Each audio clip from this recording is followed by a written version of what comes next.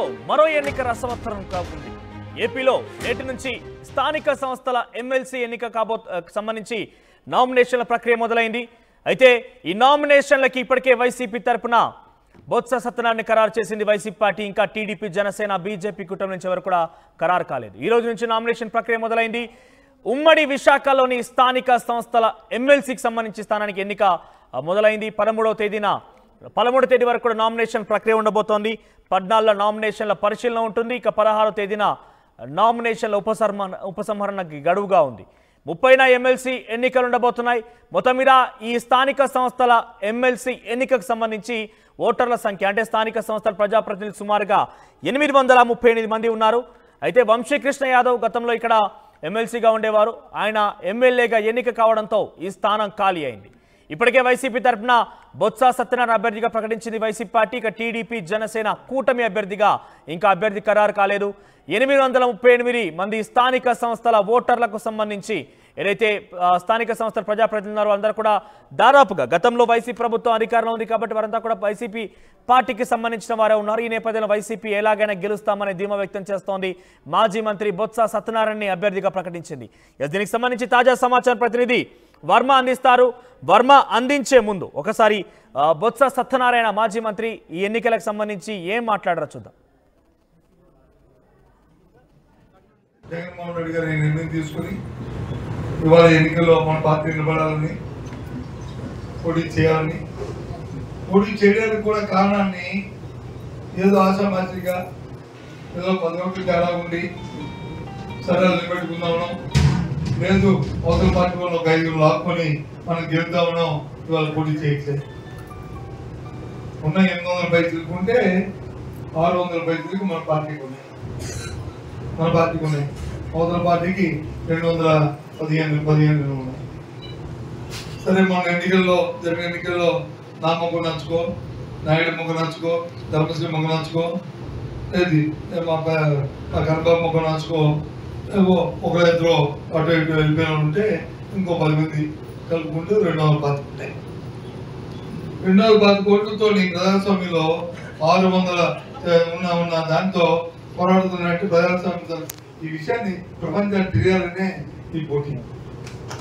అంటే ఇవాళ అధికారంలో పార్టీ తాలూకా వ్యవహారాలు ఎలా ఉంది, ఏ విధంగా ప్రజాస్వామ్యాన్ని గౌరవిస్తున్నారు, ఏ విధంగా చేస్తారని తెలియజెప్పడానికి ఈ పోటీ.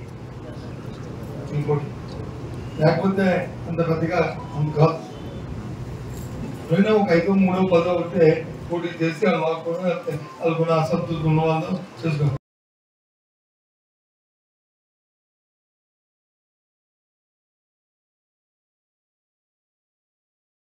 ప్రలోభ కార్యాలు పెడతామని వాళ్ళ ముందుకు వస్తున్నాను.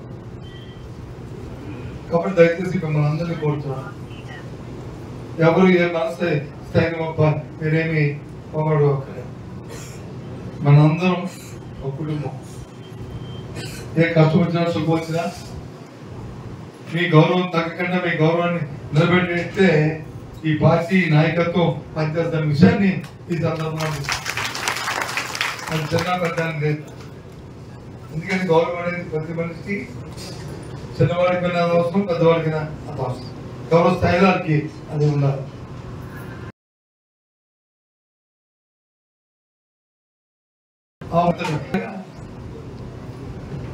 నిలబెట్టుకోవడానికి మనకు గొడవలు అవసరం. కాబట్టి ఈ ఎన్నికలకు ఎంత చెప్పట్లేదు. ఇప్పుడే ఎక్కడ చెప్పాడు నాయుడు గారు, అలాగే ధర్మశ్రీ మన దగ్గర మనుగుల్లో అయితే 68 ఎంపీటీసీలు, 4 వచ్చి డెప్యూటీస్ ఉన్నాయి. అందులో ఒక 20 మంది కాకపోయినా మొత్తం 72 ఉంటే 52 మంది ఉంది.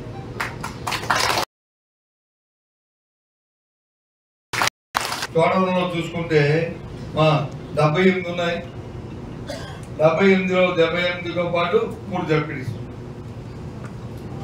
అందులో 56 వచ్చి మన పార్టీకి ఉన్నాయి. 56 మన పార్టీ. ఇంకో 22 వచ్చి బయట ఉన్నాయి సార్. ఇక్కడ ఒక 20, అక్కడ ఒక 20 బయట ఉన్నాయి సార్. అంటే ఇక్కడ ఒక 59 ఉంది. ఈ 59, ఈ 50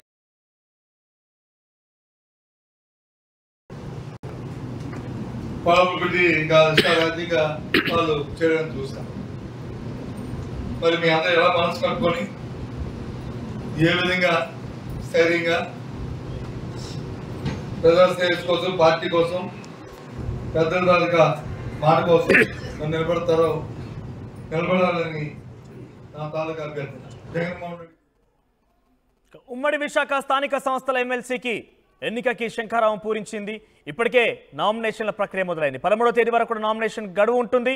14వ తేదీన పరిశీలన, 16వ తేదీ వరకు కూడా విత్డ్రాల్, ఇక 30న ఎలక్షన్స్ ఉండబోతున్నాయి. పూర్తి స్థాయిలో 838 ఓటర్ల సంఖ్య ఉన్నట్టే స్థానిక సంస్థల ప్రజాప్రతినిధులు ఉంటే దాంట్లో మెజారిటీ వైసీపీకి ఉన్న నేపథ్యంలోనే ఇది